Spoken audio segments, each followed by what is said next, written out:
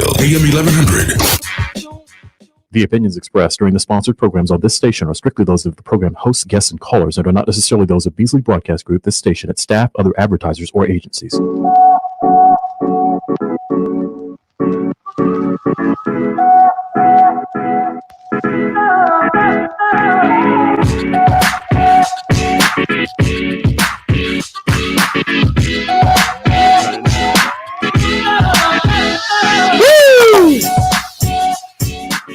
And we are back with another installment of the number one rated business show right here on the Real 1100 AM. I'm your host, Kevin C. Pride, and we having some technical difficulties today. That's quite all right. We're going to make it through. In studio with me, I got the one and only Ken Rye. How you doing today, Mr. Rye? I'm good, man. Thank you for having me. Not a problem, man. And also to my left, sitting in, just in case we need an extra voice, we got the one and only Miss Norma Stanley. Hey, how you doing today? I'm great. How is everybody? We are doing wonderful, and your voice sounds so beautiful. Oh, well, thank you very much. As always, please join me out in, if you're out in the Douglasville area, please join me at 2115 Fairburn Road out in Jumpin' Joy. We are back open. We got a brand new disinfected facility. I mean, we got brand new trampolines. We done painted. We done went in. We done fixed all our little issues or whatever. I saw the comments. Okay. We have addressed everything that y'all have asked us to, but please bring your family out. I know everybody's still a little nervous or whatever. Wear your mask. We are doing social distancing, and I promise you it is a safe environment. Bring your kids. Come have some fun at Jumpin' Joy. We got food. We got trampolines. We got a state-of-the-art arcade. I got to think of something new to say because that state-of-the-art arcade, that's a little bit much. All right.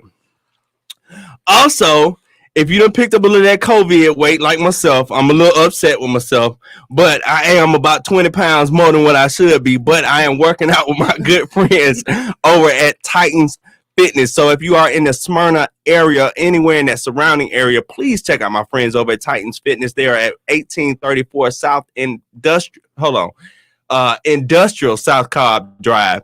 So right down South Cobb Drive, you'll see the Industrial Boulevard right there. Go to titans.net to get more information and the phone number if you want to ask any questions. But please join us while we are working out, getting off this COVID weight. Y'all dealing with the COVID? Yeah. Oh, yeah. I keep telling folks I got the COVID. They was like, what? Get away from me. I was like, no, brother, wait, not the disease. We also have some very special guests joining us today. As always, once again, I got Ken Rye from Hot Ice Entertainment and Ken Rye Marketing sitting right in studio with me again. Norma Stanley, my PR professional, but also joining us very soon, we have young Treandos Thornton from T&N Bow Ties, and the co-founder of Xperienc On Demand, Domonique Mitchell, will be joining us a little bit later in the program. So, how are we doing today? Good, man. Good. Congratulations to you, by the way. This is a wonderful forum that you created. Thank you so much, man. I've been trying to work on it. We have now officially been on radio for over a year now. Right. We're right here on the Real 1100 AM. We are the number one rated business show. Ain't that right, G Money? You know that's all right. He ain't gotta say nothing. So joining us very, very soon, we got a young man. He is Treandos Thornton. The guy is 8 years old. He is the CEO of his own business. It's T&N Bow Ties, and they are actually co-founded by him and his younger brother. Which, if you can get younger than 8 in business, then A young entrepreneur. I can't wait to talk to him. He's a great. Before we get started with that, though, tell me a little bit. So I've been in marketing for but working for Real Communications Group for years. We talk about work with clients like Ford, Home Depot. If I've had I'm also maintaining my own company. Consumer marketing, product marketing side, event marketing, and production. Wow, inside, because we also influence the 365, but for you guys, because I mean, we had the big shift and started doing a lot of stuff online. And back this year, I'm gonna be live with this, but you know, we're also very conscious of it. You know, we find that we'll be in niche. Okay. Is intimate concert, 100-seat venues, 150 venues in Atlanta, Chicago. People don't feel quite as comfortable. No, the pivots are twofold. One, just from about new business models now where you can have viewing entertainment. okay, And then quite in the past, so it's back to the outside. Whenever, you know, Live Nation just announced it's at a limited number of places. Drive 12 by 12 grid. You can have your, whether it's radio frequency or other technology of that live experience, still get the inner, but still socially distant. I a little hard for me to listen to, and don't get me wrong, and they mad at me every time I say this, but it's pushing this whole social distancing thing. And so when we saw all these people out here protesting, most of them was wearing masks, but they definitely wasn't social distance, shut down or limited to 50 people. Right. I think it's a great idea. And I think in the long term, it's really hurting. I just came back from Orlando with my daughters, and with Universal, I mean, City Walk, they're taking your temperature, wearing a mask, anytime that you're in line, that's what you need to be doing. Right. Anytime before they have hands. I mean, honestly, I think that's the way to do it. Right. Keeping everything closed, keeping folks confined in home. And I just don't see that as a viable way to me in. Yeah, well, you know, we're very deliberate in terms there is see another spike come mid-July. Okay. I have to work closely with the municipalities, and you know, they're the ones that are, in some cases, they're not issuing any new event. So it's almost like being a contortionist in the box, right? How do you continue to express within the parameters? So yes, temperature, that waivers, you know, people who have had, you know, very necessary, because nobody, certainly I, for making someone sick, or really we need to make sure that, you know, if you're coming, it's... And that I do agree with. I think nobody was at next outbreak.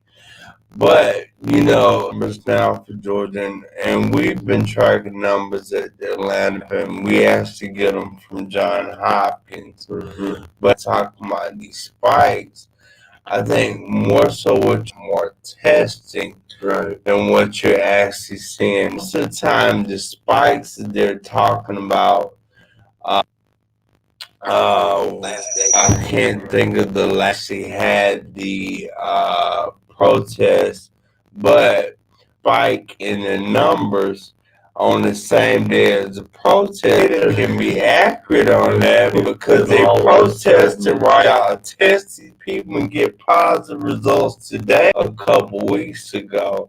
Well, So- and keep in mind, though, right, but it was also Memorial Day weekend, right? Yeah. And everybody was trying to get out at the same, specifically to the protest. Don't get me wrong, y'all folks at the beach is wrong. I want to go to the beach before July, but now they closing the beaches back down because getting drunk and just right on top of each other, and then come out of Florida, and I think that we starting to see some spice come from. So, You know, we've got Caribbean for everything, right? So, you know, always been paying attention to like hygiene and kind of things really just period we should be still got so much more learning as it relates to this. So right now, he is a 8-year-old. His name is Treandos Thornton. How you? Hey man.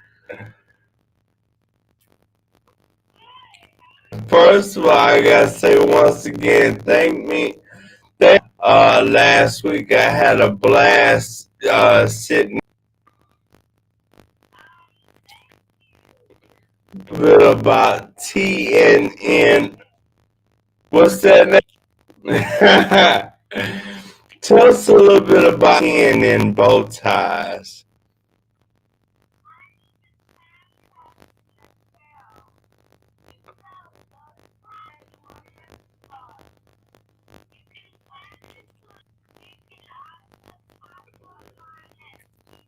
Why did you start a business doing bow?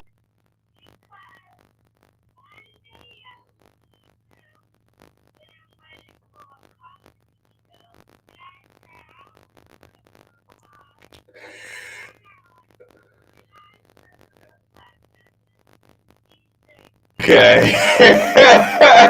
You sure he's not like He got a great story and everything, like mix of the success that you gonna need. I've been doing this.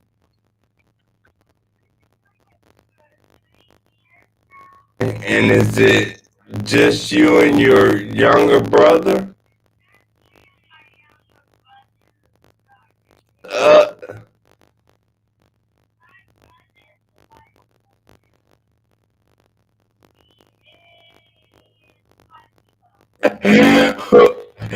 and tell me what part of the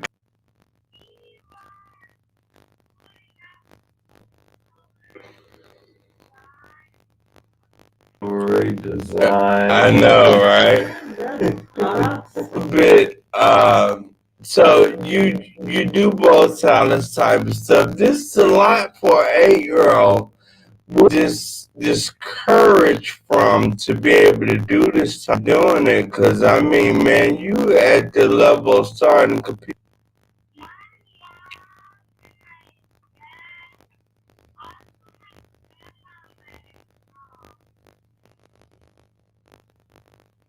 All right. Have you experienced any problems?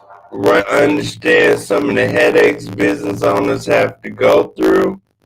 Tell us a little bit about some of the problems.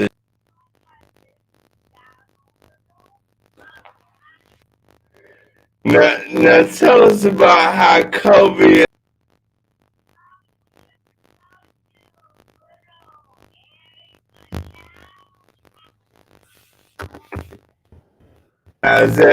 Is that helping you more, or is it hurting you?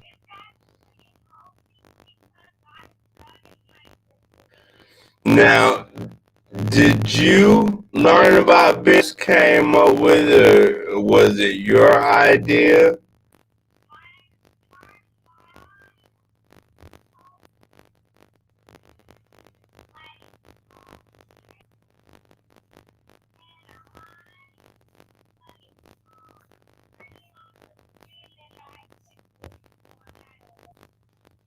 Wow.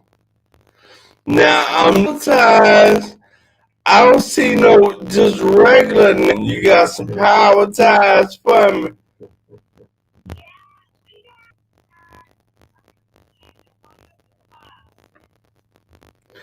Now,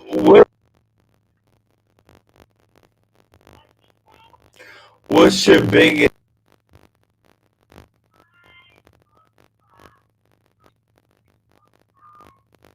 Okay. bow tie because I can't tie no bow tie. Not necessarily a bow tie. Wow. Well, I to your website and I am purchasing the universal that you got on here. It was the solid honey gold traditional ties, and they want to purchase their own tie.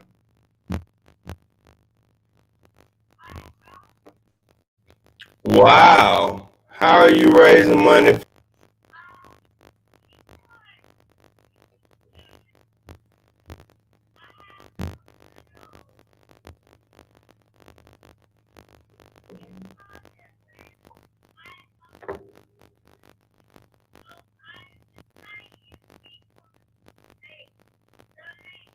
Wow.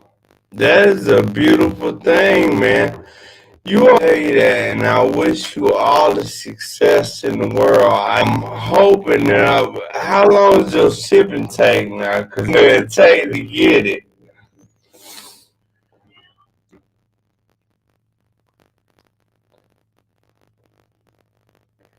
You answers. How you doing today?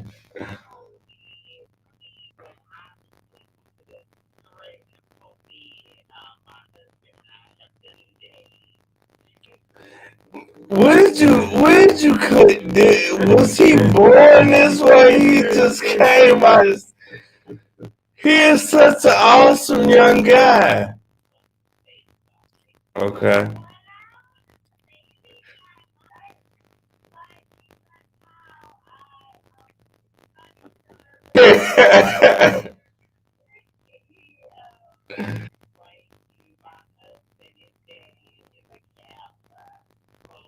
Yes.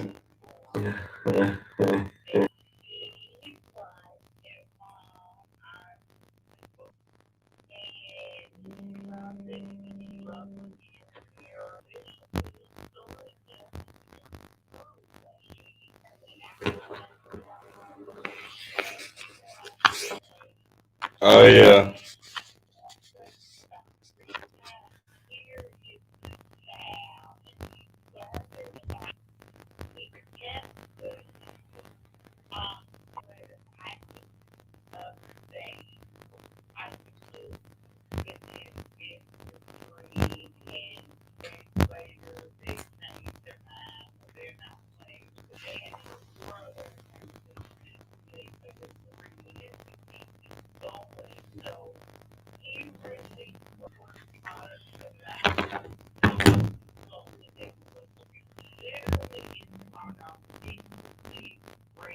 Wow.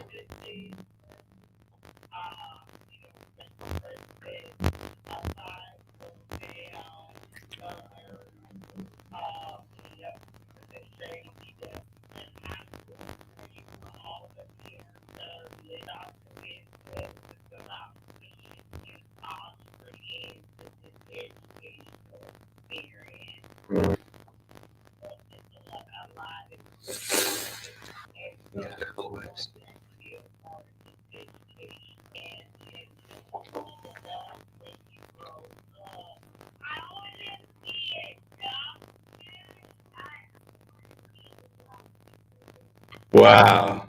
You got you.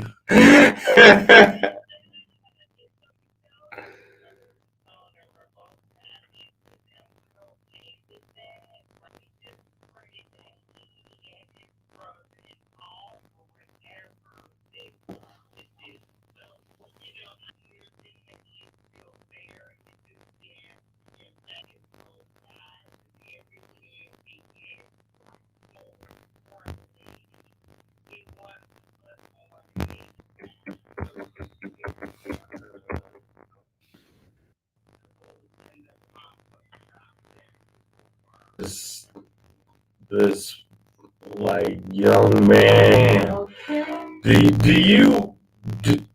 Do you are such an inspirational story? to show other, because this is something that I think is really try to train young people, and a chance to talk to other young people and kind of coach and mentor.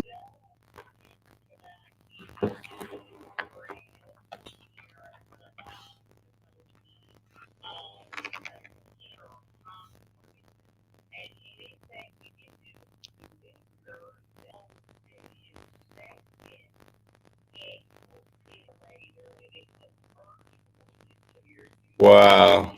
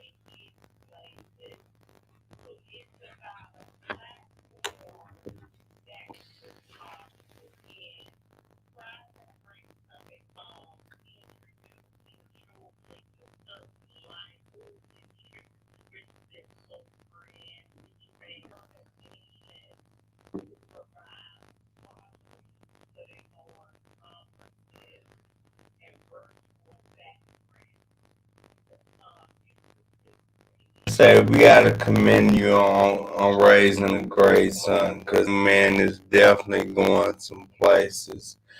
Thank you, Treandos. You have my full support. I'm ready business show to help you out, as well as the Atlanta Bill. Y'all can tag me on Instagram or let me. I'm one of your biggest supporters now, and I'll be push out what you guys are doing. Thank you. On the line today, he is the co-founder, Domonique Mitchell. How are you doing today?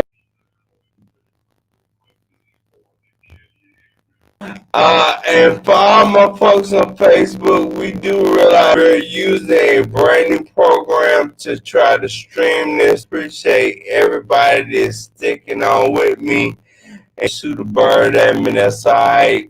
I understand. It is quite all right.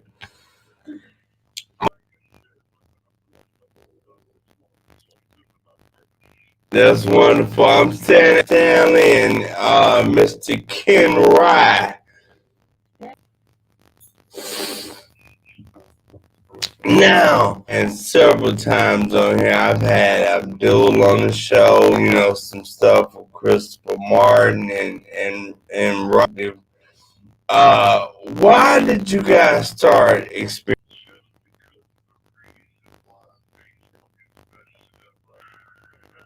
I hear you.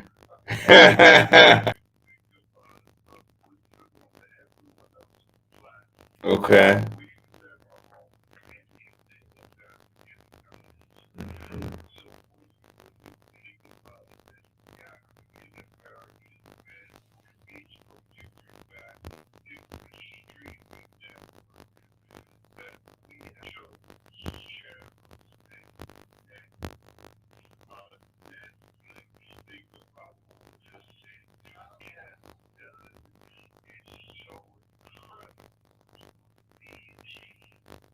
Okay.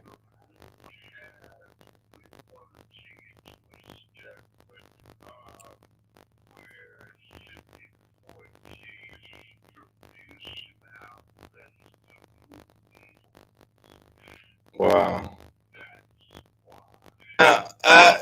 Now, don't get me wrong. Explain this to us again. Why this is so important to control. Don't know these backside deals that Netflix, these these young producers, and they give them or make millions off of it. So kind of explain that to some.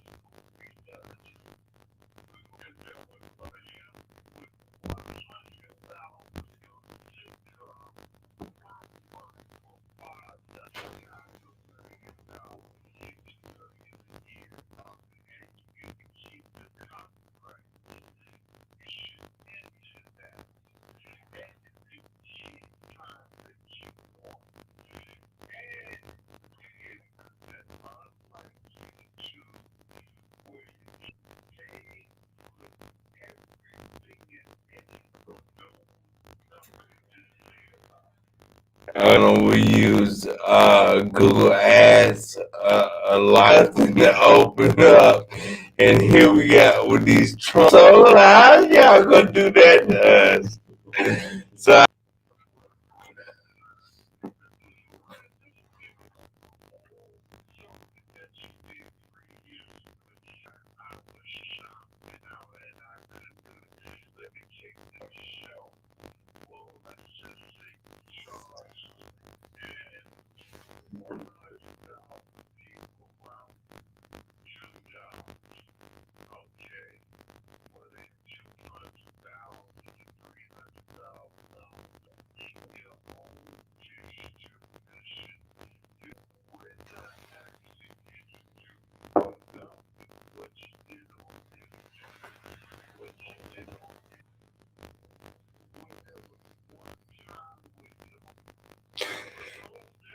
oh yeah.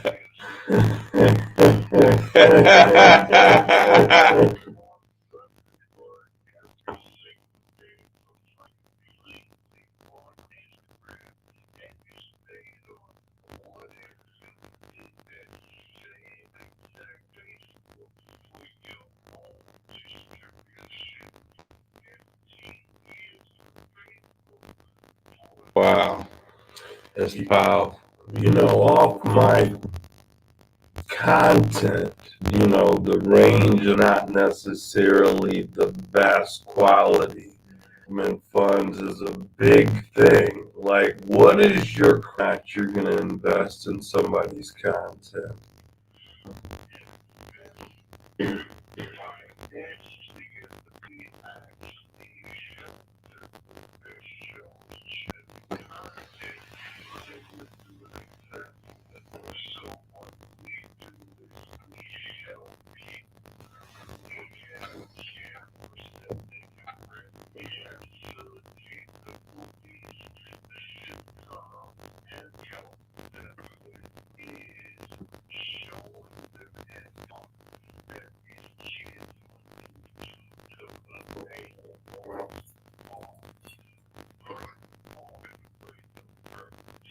Wow, okay. You got to write that one down and send it to me so I can push it. Nah, man, I over there. And of course I'm over there with you guys. What do you have coming? A huge pay-per-view of Rodney Perry. I heard that was noted that y'all are bringing bigger and bigger content future of this network. Or where are you trying to take this network?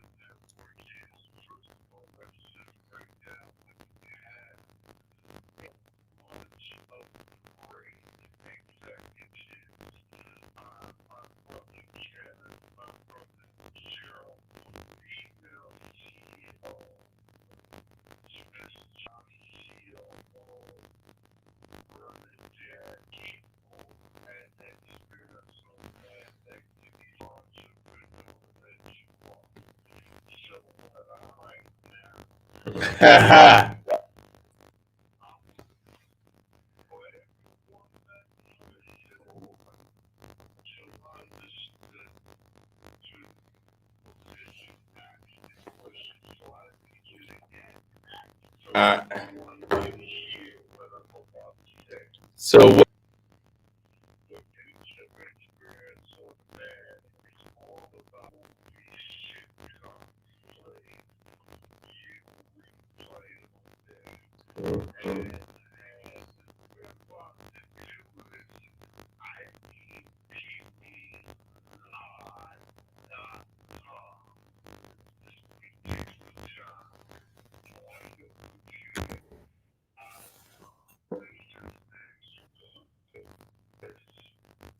Oh man. Okay. 2 chains. Man, how'd you pull us off?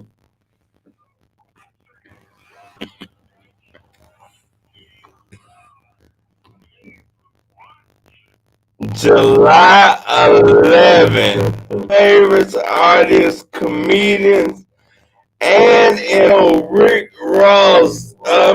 Snoop Dogg. Hey, man, come on. Wow.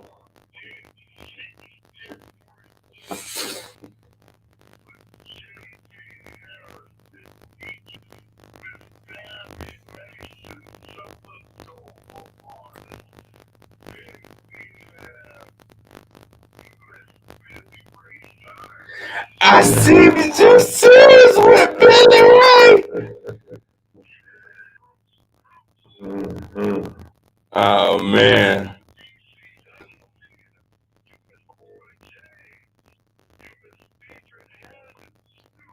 Oh man.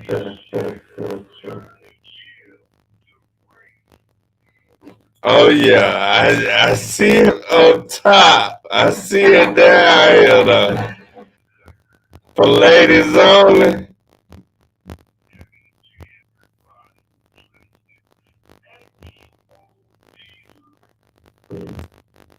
Oh man. It's amazing. It's like I knew you guys had, but hold on. So now for all this content from community.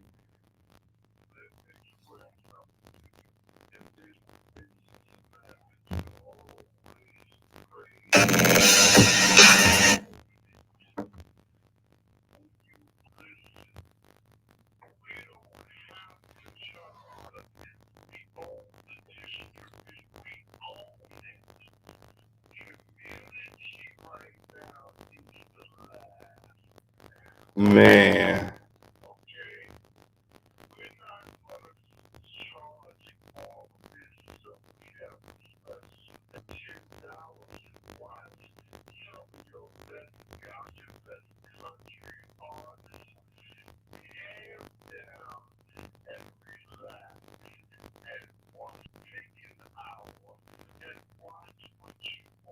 Hey man, I ain't seen Sinbad on how long. Man.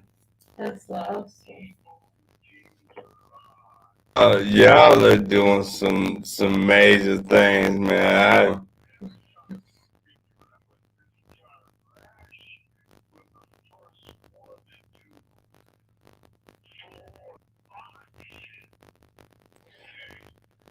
Wow.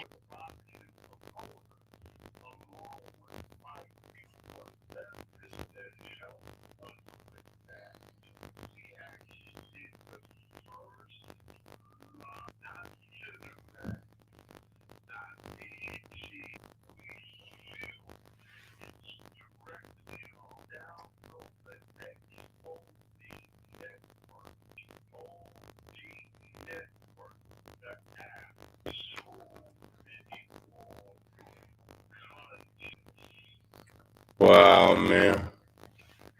And I have to say, the first time I sat down and met, the main thing I was just so impressed in how good this network actually looked. I have seen it work and We on Roku. We got this. I have implemented this thing. It looks like able to compete with Netflix and everybody else, man. Like seriously, and with the type of content creators, this is gonna be a huge success. When it already in real time, it's hard to say, but you know, look at me all over again.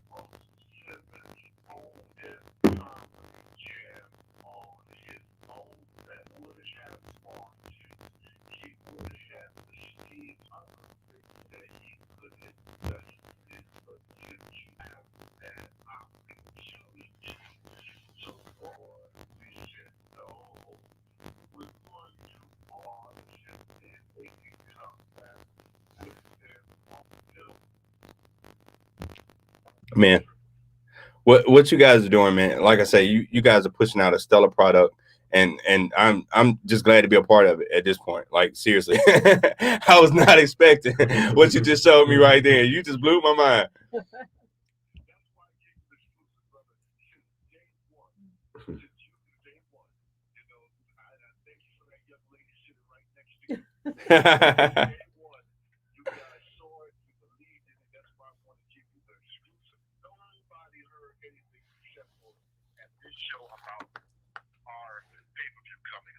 Wow. Well, I'm glad we got the exclusive, man. Don't keep it a secret. We gotta promote this. Everybody need to know about this. Oh yeah.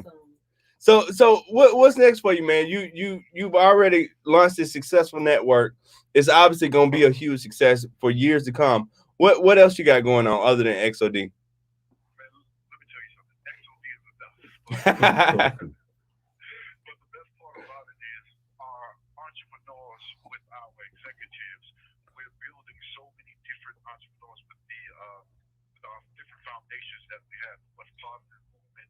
Okay. And so many drone programs, getting them into the high school, getting them into the school so the kids can actually learn drones and learn what they need to do and move forward.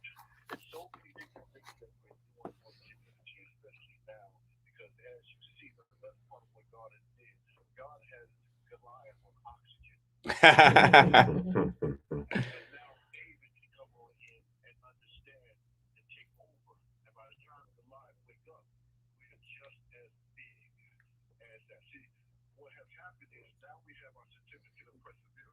Okay.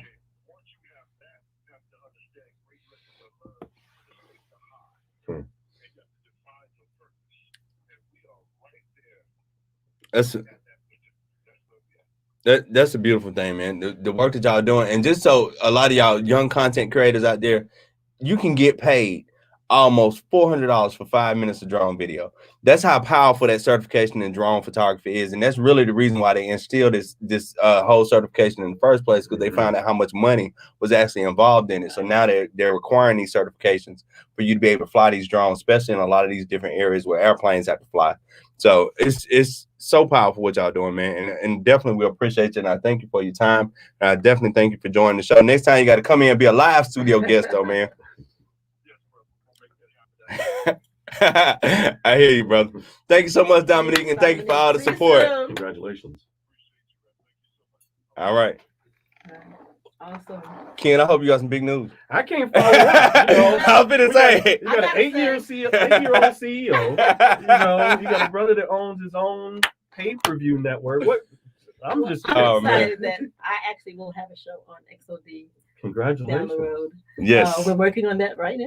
Yes, we are. So you're going to give us any well, you know, our platform content? is about the disability community. So It's called Disability World. And we're recording and getting that ready right now. So hopefully the first show will air in July. You've done a lot with entertainment and disability. That is really where my heart is. And, you know, the Nella Joy side of me, the singer side of me, as well as the public relations side of me, you know, they're coming together and trying to maximize awareness about that community. You know, my daughter is my reason why. How do people find out a little bit more about some of the work that you do on the disability side? Well, just Google you. Yeah. There you go. Yeah, it's pretty much Google me. I work with Kevin. Putting your names together on a lot of different projects. But yeah, everything I do pretty much has a basis. I do Nulla Joy Nation, which is a radio show on Beat Talk 100, and we talk about the disability community. The whole thing is that it's such a viable and huge population that not enough people are really giving enough attention to, and so my goal is to help become a change agent in some way by using the various platforms. So the radio show, my PR, my speaking, the different things that I do as a journalist and all these things is really just to heighten the awareness so we can help to enhance the quality of life for people in this population and to give them a voice. And so that's part of my purpose, and that's what I'm doing. And the disability world is the next aspect of that. Can I just hang out with y'all? I mean, can I just hang out with y'all? I'm gonna need you to be a guest for about 15 more minutes, and then we can go hang out. But no, man, it's all about you now. Tell us about Hot Ice Entertainment. Did I get it right? Hot Ice? Mm-hmm. All right. Hot Ice Entertainment Group. It's a production company that I started with my late business partner, Ken Beatty. Okay. Years and years and years ago. And when he passed, really, we couldn't stop. Okay. It was one of those situations where there were so many different artists that we had built relationships with. I'd been in radio for 10 years. Fostered a lot of really wonderful relationships, and folks just kept calling, like, can you do a show? Can you do a show? Can you do a show? So some of the mainstay artists have been folks like Roy Ayers, who's been like a tremendous mentor. Okay. Worked a lot with Lake Nubians, Kindred the Family Soul, Raheem Devon.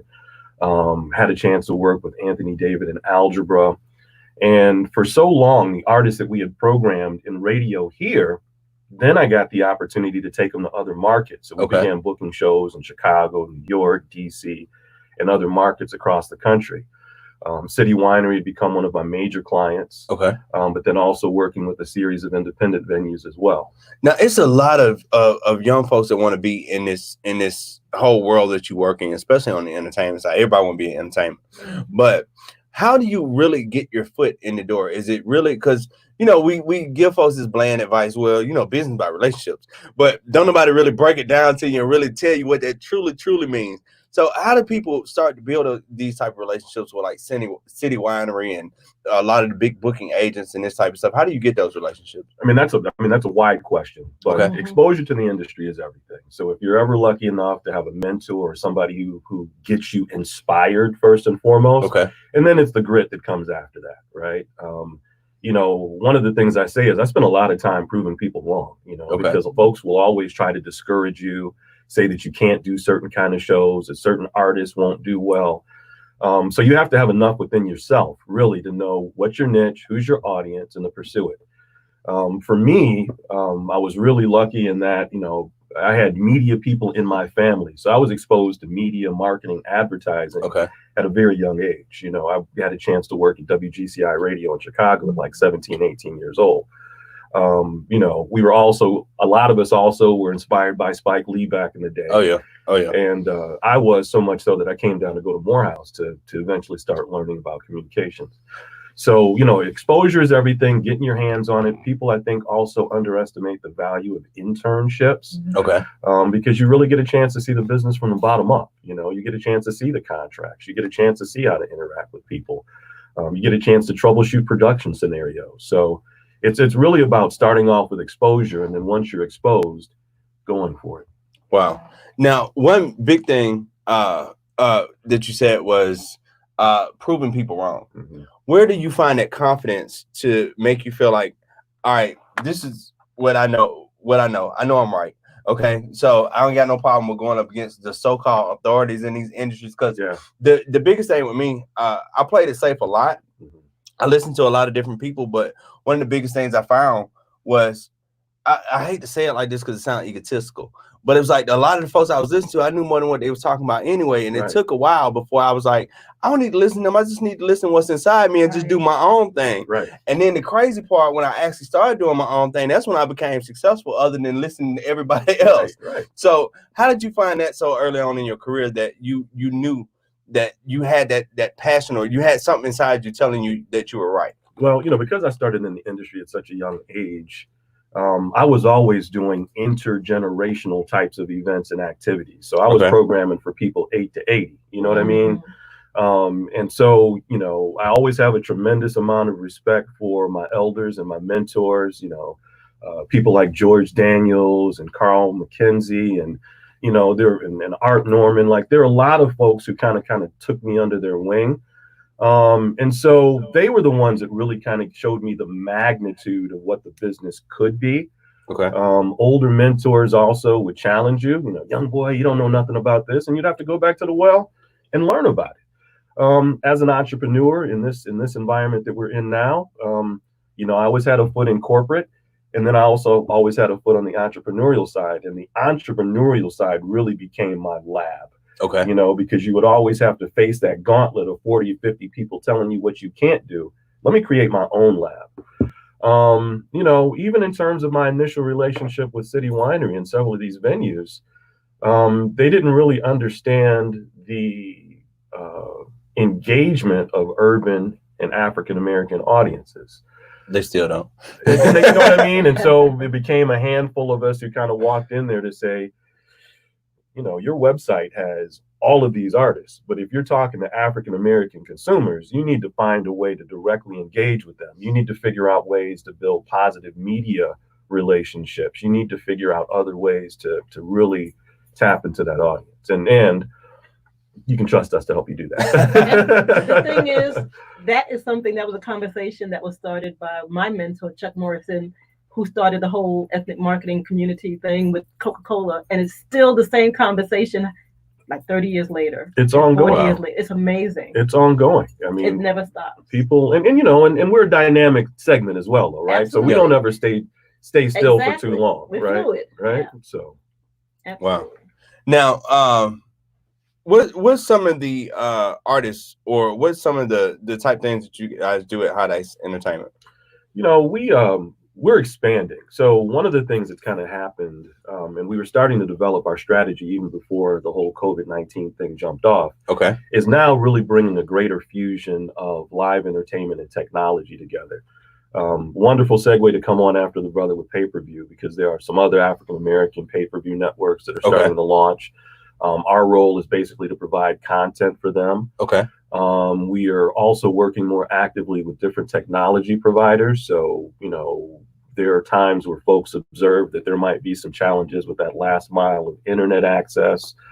There are also some instances where now we want to make sure that we're social distancing, and contact free. So what are those ticketing systems that allow us to do that? What are some of the headphone, Bluetooth types of technology that are out there that really allow everybody to be kind of hands off? So we're just evolving with that piece of it. We initially started off doing festivals. So I had the opportunity to program the National Black Arts Festival. Do some stuff with the Atlanta Jazz Festival, some of the festivals up in the DC area. But by the same token, we also made our niche in intimate concerts. So what is that new hybrid model now? Does that mean that we're now socially distancing, doing outdoor concerts, drive-in concerts? What are some of those pivots that allow us to still be true to live entertainment, but still work within the parameters of what's going on in the world?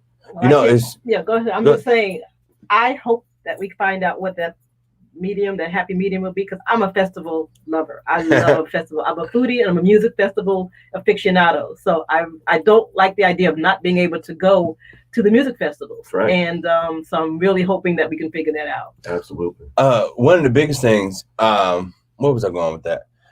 Do you think the social distancing thing is a permanent thing? Do you think that from here on out, everybody's going to have a different take on being in public just because of what we've gone through in this COVID crisis? Or do you think that we kind of go back to normal at some point? Well, I think it's a generational thing, because as I observe younger people, younger demographics, they're not afraid of this at all, and ultimately it's the 20-somethings that change every generation. So if they weren't afraid to be in the midst of, to protest in the midst of a pandemic, no. Now, I'm also a bit of a science fiction junkie, and you know, we've been watching movies for the last 10 to 15 years where they had on masks. You know what I mean? So, you know, I think your previous guest really made an important point that this environment is really just to level set things, right? Okay. There's certain things from a hygiene standpoint that should have been considered a whole long time ago. Okay. You know, even as me and my team sat through some of our strategic planning, a lot of the tech platforms that are out, they were prime back then, they're imperative now. Okay. So, you know, and everything again continues to evolve. Media is more and more fragmented. I think that people like me and yourself need to add some of that same kind of marketing and promotions acumen to technology that wasn't there before. There's lots of platforms. People have lots of choices. How can we make sure that we differentiate ourselves with a better experience? Now, do you see the same old people winning? Because a lot of times what ends up happening, you know, we get these new mediums, we get the new social networks, we get TikTok, we get the Snapchats, the parlors, you know, all this new stuff that's popping up. And typically what you see is the same people winning on TV is the same people that come and dominate these social platforms. And you get, don't get me wrong, you get a couple kids that, you know, boost their thing up and they actually get to go. But how can average ordinary people start to win on these platforms? You know, that's a wonderful question. You know, for me, the gorilla in the room is Live Nation, right? Okay. And AEG and all of those big boys. Like, they just have the capital, they own radio stations, they own venues. You know, but we just have to be a lot more creative and a lot more resourceful. You know, in Chicago, they really keep an eye on what I do up there, because they're always trying to co-opt it, right? And you know, I remember, you know, Roy Ayers, who's one of my clients and one of my mentors, you know, somebody posed a question to him, how do we keep folks from co-opting Black music? He said, well, he's always been co-opting Black music. Yeah. It's just up to us to keep making better Black music. How do we continue to stay ahead of them? You know, I've got another buddy who's always really paranoid about algorithms, right? Okay.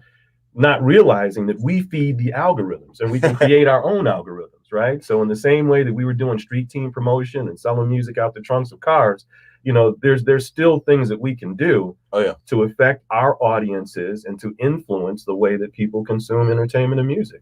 Now, how do you think we, especially in the entertainment game, how do you think we equalize the fact of our lack of access to capital? Because like you say, you have these huge companies like Live Nation. Even in my business, you know, we have to fight against, you know, the big CNNs, the big Fox networks, and, you know, all these type of people.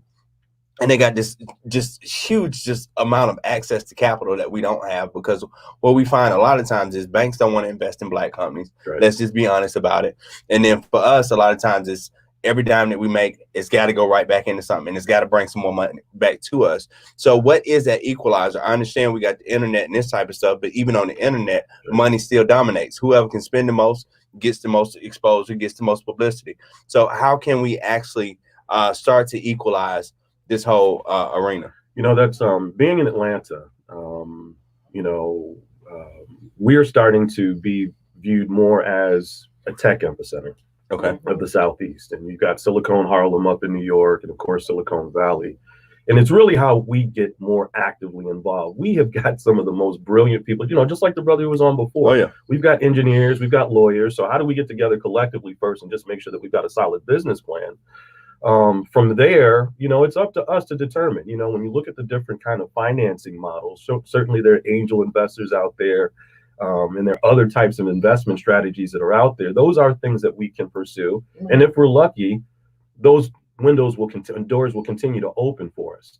You know, but, you know, Black folks are also resilient people. And when it comes to bootstrapping, you know, we always identify our audience first. So really, how do we make more equitable deals at this point, right? How do we start to, as we're dealing with artists, how do we give them a little bit earlier upfront equity, as opposed to just paying out the big lump sum? You know, there are different types of models that we need to start considering. Yeah, I mean, and people like us have always kind of coexisted against the big boys. I just want to see us win one time.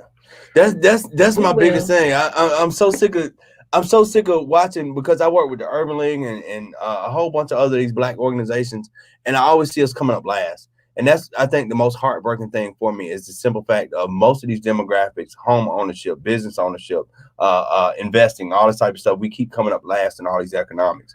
And that's what I really want for us to change. I mean, per capita, it's people from the Middle East make the most money, then Asians, then white people, and then us. So, just in terms of the overall stratus, we're coming in with lower money to work with. I think that we have found opportunities to leverage brands to invest in us more. And that's certainly an opportunity, particularly if they're brands that our community purchases from. Right. So that there are more partnership opportunities to probably, to extract capital that way. But we have to just be more responsible. As a student, even of Black media, we have had tremendous opportunities. At one point, we owned lots and lots of radio stations. And at one point, we owned cable networks. And there are two brains on that. Do you just increase the value of something and sell it? Or do you continue to maintain and hold on to it so that we can continue to cycle? So, I mean, what you're saying is a really big question, because it's not like we don't have Black billionaires. It's not like we don't have people who have incredible knowledge base. Oh, yeah. But the only time it seems like we really talk about collective cooperative economics is around Kwanzaa. That's not something that we talk about all day, every day. Wow. Well, I tell you what, man, I definitely don't want me and you to be the first Blacks to do anything. Our story should just be normal, just every day. I'm serious. I get so sick and tired of hearing those type of phrases. The first Black to do this, first Black to do that. We ought to just be normal along with everybody else. Our success should be just as normal as anybody else. Yeah. Once again, the one and only Ken Rye from Ken Rye Marketing, and I don't have other marketing companies on my show.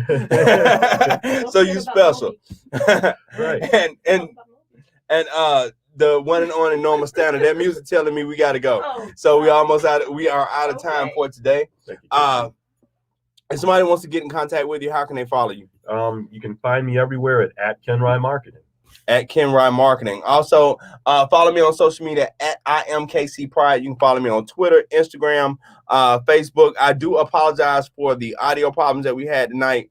But just hang in tight. I promise we're going to be back next week, and I will make sure that y'all have the audio for this show tonight, because it was a great one, and you definitely do not want to miss. So check out the podcast on Wednesday, and we are out.